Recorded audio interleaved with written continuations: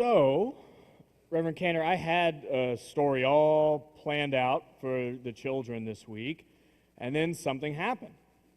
Somebody called me this week. There was a big event that happened in our country about a week ago, and somebody called me this week and said that they had an even better story that they wanted to share. So That's I a good thought, thing, yeah. yeah, That's I know. good. I thought occasionally we're not so good we at really this. dropped the Yeah, ball we're on not this good thing, at and this. so I thought I would invite them to come up and give the story for us. Lou?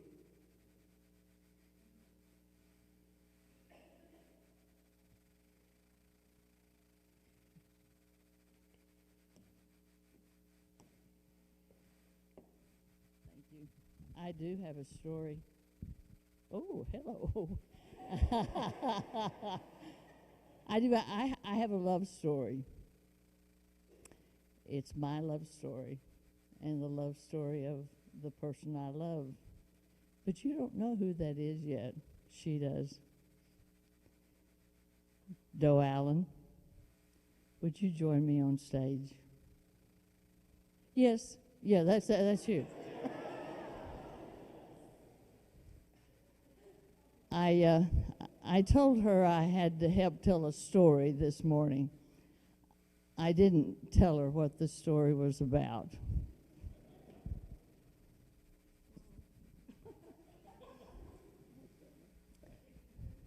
They're standing here in case we fall.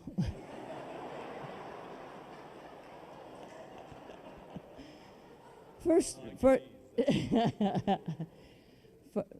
I want to tell you a little bit about our love story. In 1993, we went on a blind date. Soon we saw clearly, however.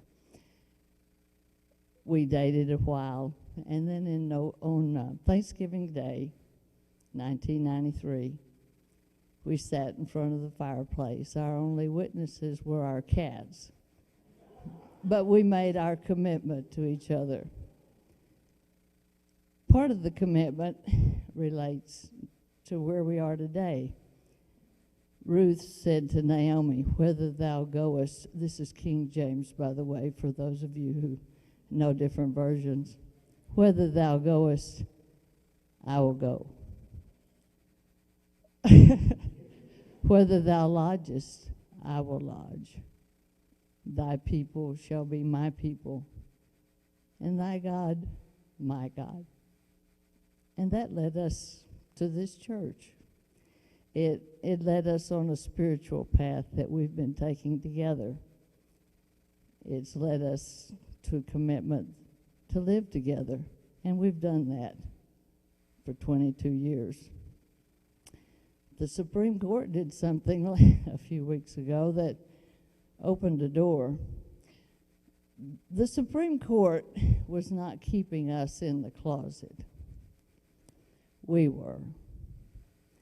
I think it's important to note that our fears and our reaction to the way some people treated us kept us in the closet for a long time. But you know what? It's dark in there. So today we're stepping a foot out of the closet. We're way out now. You're on film now. Oh, it's being recorded now. We've got to talk. Because those who didn't know do now, right? That includes family. And it's an interesting thing, fear. Fear keeps us from doing a lot of things that we'd like to do, but today, my fear is gone. My commitment to you of 22 years ago never changed, and yours to me. But I want it to be more than that. We won't change, I don't think, but we'll change our legal status. Our legal status will give us some rights that we haven't previously had. but we'll still be the same. We'll wear the same rings that we put on each other's hands 22 years ago. We'll have the same commitment that we had. But I want you to take that next step with me, and here's why. I won't take all your time to tell you the reasons why I want to marry this woman, but I'll tell you a few. First of all, she's the most honest person I know, and I can trust her completely. That's a really big deal when you're saying that you're going to make another commitment to a person. Though you know you're in a category all by yourself as far as friends, you're not my best friend. You've got your very own category. But you know what comes now. And those of you who know this poem hope I can say this without crying. It remains to be seen at this point. But, oh, the comfort, the inexpressible comfort of feeling safe with the person, having neither to weigh thoughts or measure words, but pouring them all right out, just as they are, chaff and grain together, certain that a faithful hand will take and sift them, keep what's worth keeping, and with the breath of kindness, blow the rest away. You've done that so often. With the breath of kindness, blew the rest away. I was afraid that when I got to this part, I would forget all the reasons, and I have. But at this point, I think the only thing to say is this. Though we're 81 years old and 74 years old, we're old enough to know what we're doing.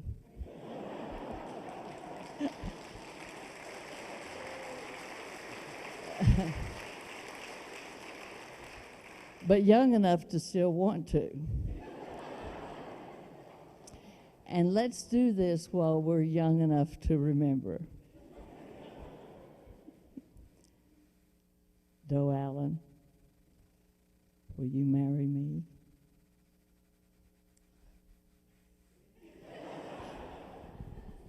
Well, a million yeses.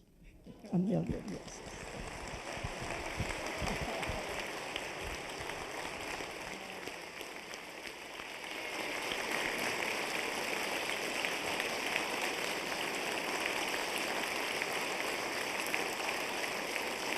Thank you.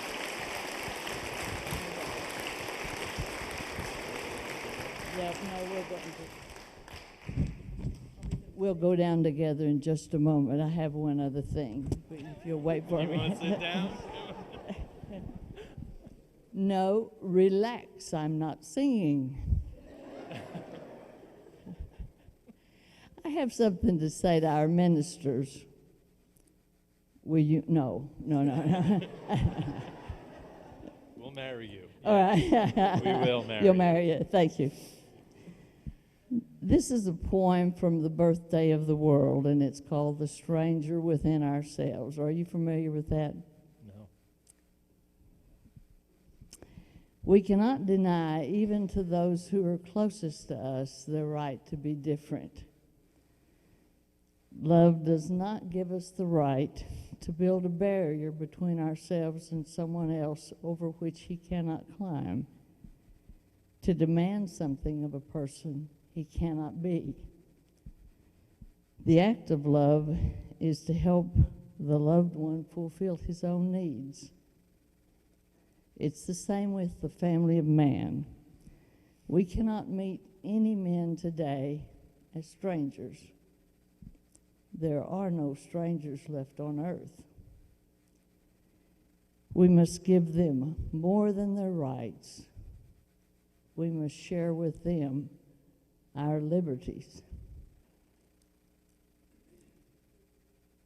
Our ministers have led us to see beyond the legal, to share more than rights, to share our liberties. And for your leadership, we thank you. Thank you.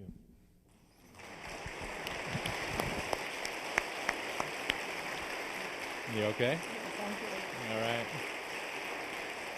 Thank you.